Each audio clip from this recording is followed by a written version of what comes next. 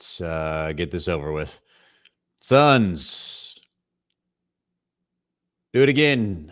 They come up short to the Grizzlies, 120-118 tonight, in not necessarily like a must-win game, but a game that would have been really nice to have considering where they are in the standings. I mean, the Grizzlies are really good, but to be able to get that win would have been really nice. Had a 16-point lead at one point and slowly watched it wither away until it came up a little bit too short there in the fourth and lose by 2.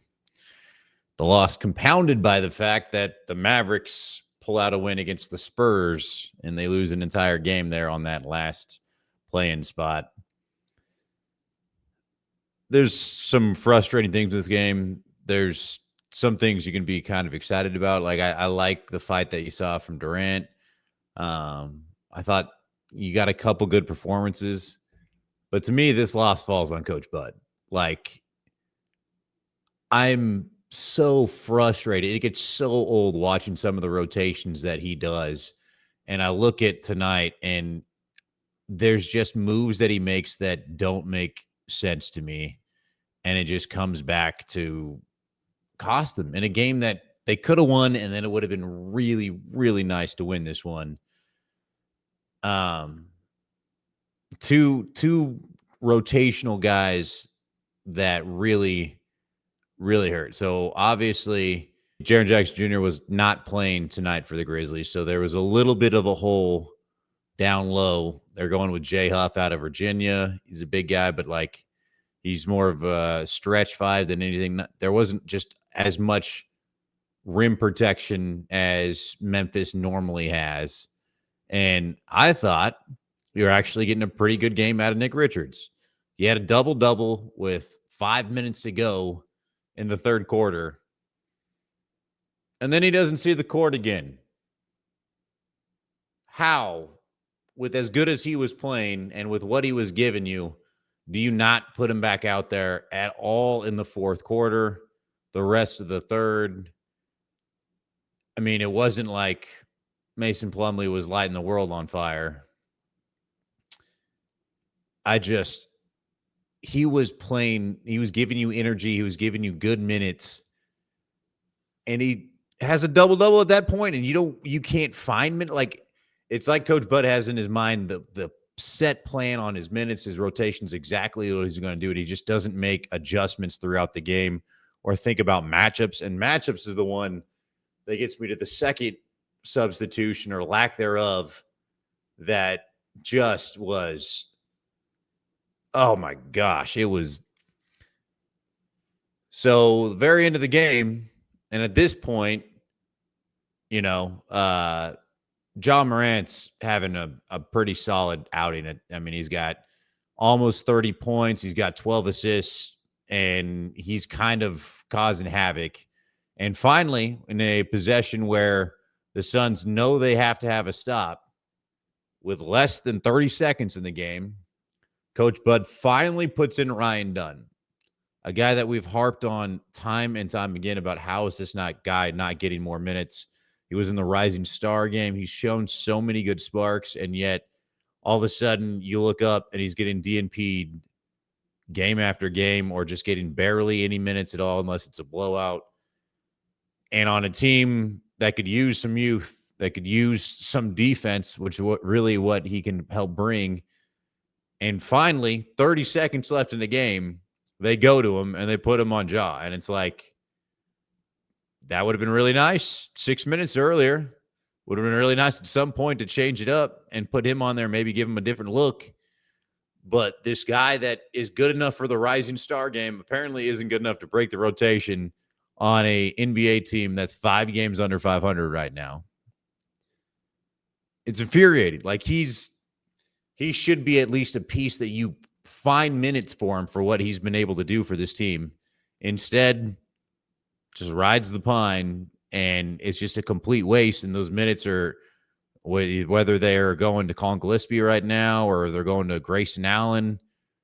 I'm not saying either of those guys aren't good players, but Gillespie is on a 2-way contract for most of the year. I mean, he was in the G League for a lot of the season. Allen took months to find his shot and kind of get going. So if you're sitting there looking at all in offense and that's the reason you're justifying it, well, Gillespie didn't give a point tonight. Just saying. So I don't know where you go from here. Again, the loss hurts so much more in the fact that Dallas, with 8 guys, were able to pull out a win tonight against the Spurs. Just 8 available players. They're getting everything out of a completely torn up roster and somehow playing them tough. So now in this last 3-game stretch, the Suns have the absolute heartbreaking game against the Nuggets where Jokic just, shows he's the best player in the world. Then you come back and you look disinterested, but way more talented than the Mavericks in a game that was, I think, a must win. And you're able to pull that one out. But it didn't look great. And now this. So you have 1 ugly win and you have 2 just really tough losses to swallow.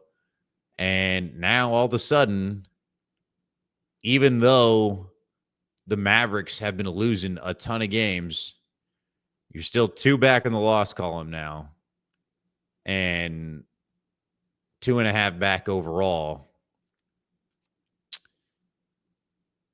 It's not great. And, this tough stretch isn't done just yet. They still got to play the Rockets, who are really, really tough right now. And who are in a position where they're fighting for something as well. And then right after that comes into being what looks like could be a really big game as well against Sacramento, who was really hot. They've kind of gone up and down a little bit over maybe the last week. But that's one of the teams that they're only about 5 games back. And that turns out to be a pretty big game. Right after that, they play the Lakers, who probably won't have LeBron, who lost again today and now have lost 2 straight. Maybe they are coming back down to earth a little bit. So it's not like they're out of time. But they just keep making moves. They just keep making plays that you can't help but just sit back and be like, that's why you are where you are right now.